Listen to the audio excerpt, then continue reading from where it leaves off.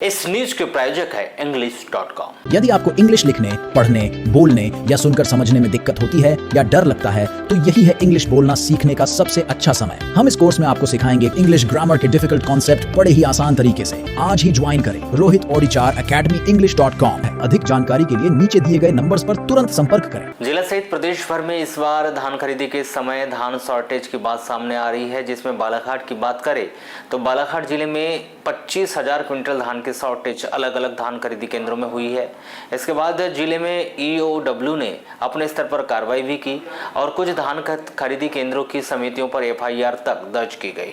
इसके बाद सहकारी बैंक ने शॉर्टेज हुई अलग अलग धान खरीदी समितियों में 5 करोड़ रुपए की राशि जमा करवा ली है और धान शॉर्टेज को लेकर अलग अलग जानकारी भी सहकारी बैंक के मुख्य कार्यपालन अधिकारी के द्वारा बताई भी जा रही है। आपको बता दें कि बालाघाट में EOW के धान उपार्जन में धान शॉर्टेज के मामले को उजागर किए जाने के बाद अब समिति प्रभारी अपनी जमानतों के लिए कोर्ट के चक्कर लगा रहे हैं। जिले में हुए उपार्जन में धान शॉर्टेज में पहली बार यह जानकारी सहकारी केंद्रीय बैंक से सामने आई कि जिले के गत 23 जनवरी तक सहकारी समितियों में की गई धान खरीदी में 25,000 क्विंटल धान का शॉर्टेज आया है, जिसकी लगभग 5 करोड़ रुपए की राशि बैंक ने समितियों के लोन और लिमिट खाते में जमा करवा ली। बालाघाट में धान उपार्जन में धान शॉर्टेज में EOW ने जिले की 22 समितियों के खिलाफ आपराधिक प्रकरण दर्ज करा है। गत दिवस ही EOW ने इसकी जानकारी मीडिया से साझा करने के साथ ही सिवनी के शकुंतला देवी राइस मिल में जिले का 28,590 किलो चावल भी पकड़ा जाने की बात कही थी, जिसमें भी EOW ने अपराध पंजीबद्ध किया है। इसके बाद EOW यह पता करने में जुटी है कि सिवनी के शकुंतला देवी राइस मिल में मिला चावल किस मिल से गया था।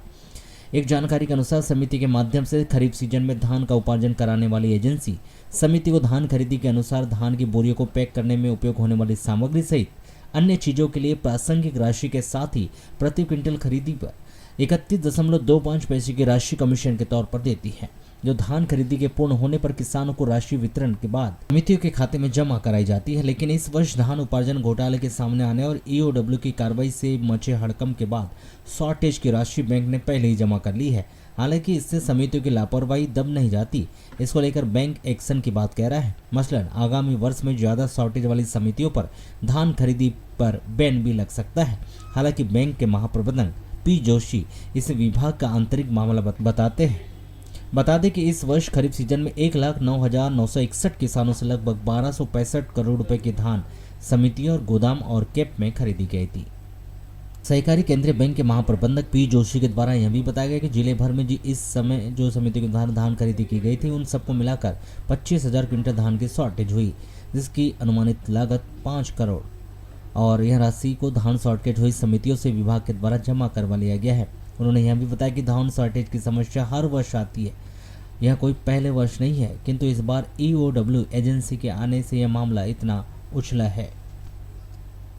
जिले में लगभग जो है इस बार धान खरीदी में 25,000 कुंटल शॉर्टेज आई थी और EOW ने भी समितियों में जो निरीक्षण किया था उन्होंने जो शॉर्टेज पाई थी, तो हमारे द्वारा जो शॉर्टेज समितियों में हुई है सभी समितियों में वो राशि लगभग 5.5 करोड़ रुपए शॉर्टेज की राशि कर्मचारियों से जमा करा के समिति ने अपने खातों में जो है रखा हुआ है, चाहे वे ब्रांच में उनके जो खाते होते हैं समिति के लोन के या लिमिट के, उन खातों में राशि जो है ये जमा की गई है।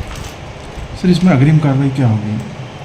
अग्रिम कार्रवाई जो अपनी EOW के द्वारा जो कार्रवाई की जा रही है वो तो जारी रहेगी, लेकिन हमारे प्रयास अब ये है कि आगे के सालों में जो है इस तरह की कोई मतलब वारदात ना हो और कोई शॉर्टेज ना हो, इसके लिए जो है वो बारदाने प्रॉपर समिति को मिल जाए, समय पे उठाव हो जाए, तो इन घटनाओं से जो है वो बचा जा सकता है। एक आपने चीज़ बताई थी बारदाने सभी उस पर भी बोलिए। क्या लगता है, क्या सिर्फ समिति से ही शॉर्टेज होता है कि कई और कारण हो सकते हैं शॉर्टेज होने के? शॉर्टेज होने के 2-3 कारण प्रमुख रहते हैं। जैसे इस साल सभी केंद्रों पे जो बारदाने गए वो 40 किलो तो भर लेते हैं वो 40-600, लेकिन जब सिलाई करते हैं तो उस समय वो सिलाई हो नहीं पाती, तो वो जो धान नीचे गिर जाता है या निकल जाता है। एक बड़ा कारण वो भी अपन मान सकते हैं कि वो धान शामिल नहीं हुआ उस वज़न में और जिसके कारण जो है वो शॉर्टेज आई। साथ ही जो है वो जैसे परिवहन 72 घंटे में होना चाहिए समिति का, वो भी नहीं हो पाता, जिस कारण सूखत आती है, वो भी एक कारण है। तीसरा कारण जो है ट्रांसपोर्टेशन में भी जो है वो कुछ समितियों को इसमें लॉस हुआ है कि ट्रांसपोर्टेशन के दौरान भी जो है शॉर्टेज आई है।